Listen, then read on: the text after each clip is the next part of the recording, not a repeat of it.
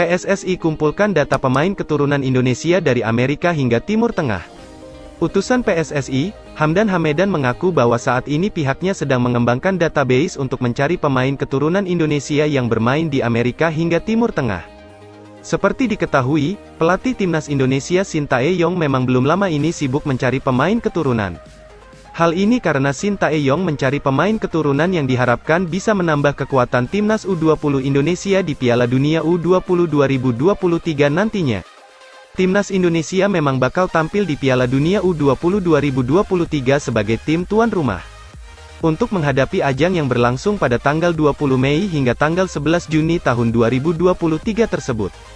Sintayong pun mencari beberapa pemain keturunan untuk menambah kekuatan timnas U20 Indonesia.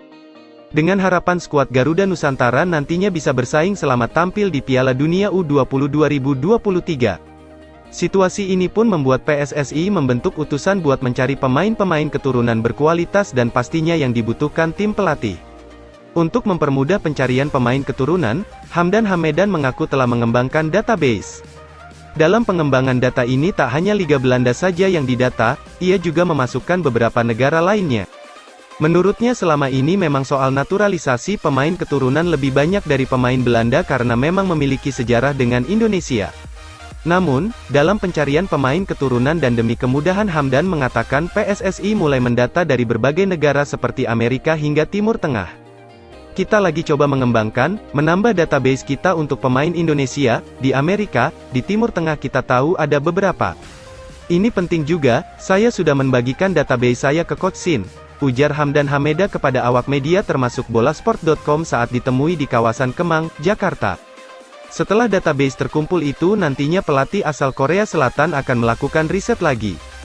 Dari nama-nama yang ada nantinya tim pelatih akan melihat dan baru akan diputuskan pemain mana yang diminati. Meski diminati oleh Sintayong pun belum menjamin bakal langsung dipakai. Sebab mantan pelatih timnas Korea Selatan itu nantinya akan melihat kualitas pemain melalui trial juga.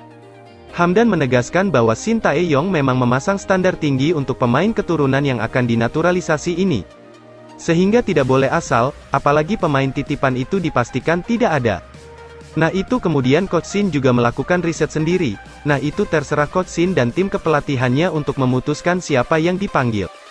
Jadi tidak ada pemain titipan, kata Hamdan, tidak ada pemain titipan, kita harus memproteksi coach atau kepala pelatih itu memiliki hak prerogatif, ucapnya. Oleh karena itu, Hamdan mengaku bahwa sebenarnya ia sering ditandai netizen Indonesia terkait pemain keturunan. Namun, Hamdan mengaku ia tak memiliki hak apapun terkait itu. Ia mengaku hanya membantu kerja Sintayong dengan menyiapkan data pemain-pemain keturunan. Kemudian nantinya Sintayong yang memutuskan dan setelah itu ia baru akan mulai bergerak dalam pengumpulan data untuk naturalisasi. Terkait itu pun bisa dilakukan saat Sintayong telah menyerahkan surat permintaan ke PSSI baru bisa diproses. Jadi, mungkin saya sering ditag, warganet untuk mengambil pemain ini, ya kita tahu pemain itu, boleh jadi sudah ngobrol, sudah zoom, dan segala macam, tutur Hamdan. Tapi kembali untuk pemanggilan, trial, dan sebagainya itu prerogatif pelatih kepala,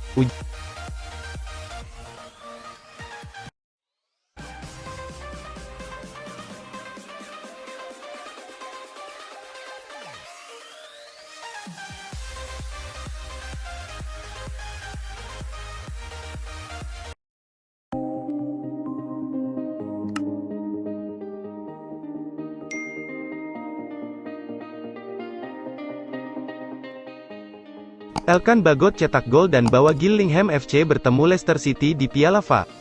Elkan Bagot turut berperan membantu Gillingham FC lolos ke putaran ketiga Piala FA tahun 2022 sampai tahun 2023 seusai mengandaskan Dagenham dan Redbridge, Jumat, tanggal 9 Desember tahun 2022, dini hari WIB.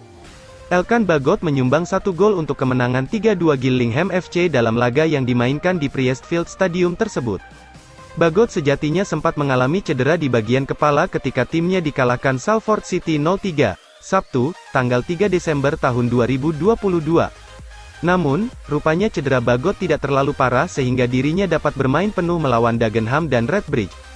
Pada pertandingan ini, Gillingham FC dikejutkan dengan gol pembuka skor yang dicetak tim tamu. Dagenham dan Redbridge unggul lebih dulu berkat tendangan Matt Robinson pada menit ke-15. Namun, 10 menit berselang, Elkan Bagot berhasil menyamakan kedudukan menjadi 1-1. Gol berawal dari skema sepak pojok yang diambil Ben Reeves yang kemudian dituntaskan dengan baik oleh Bagot. Gillingham FC sempat berbalik unggul berkat gol Max Emer pada menit ke-77. Mereka juga diuntungkan karena tim tamu kehilangan satu pemainnya akibat kartu merah, yakni Harry Phipps di menit ke-79. Kendati demikian, Dagenham dan Redbridge justru dapat membuat skor kembali berimbang 2-2 lewat aksi George Saunders menit ke-84. Hakim Adelakun tampil sebagai pahlawan kemenangan Gillingham FC melalui gol telatnya di masa injury time. Gillingham FC pun keluar sebagai pemenang dengan skor akhir 3-2.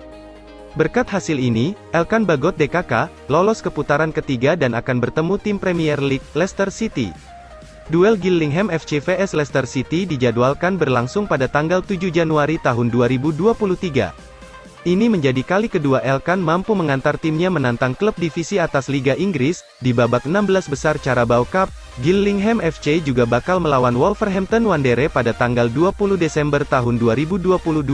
Adapun Elkan Bagot sebenarnya sudah dinantikan untuk bergabung ke timnas Indonesia dalam persiapan Piala AFF 2022. Pemain berusia 20 tahun direncanakan bisa bermain jika timnas Indonesia lolos ke fase gugur Piala AFF 2022.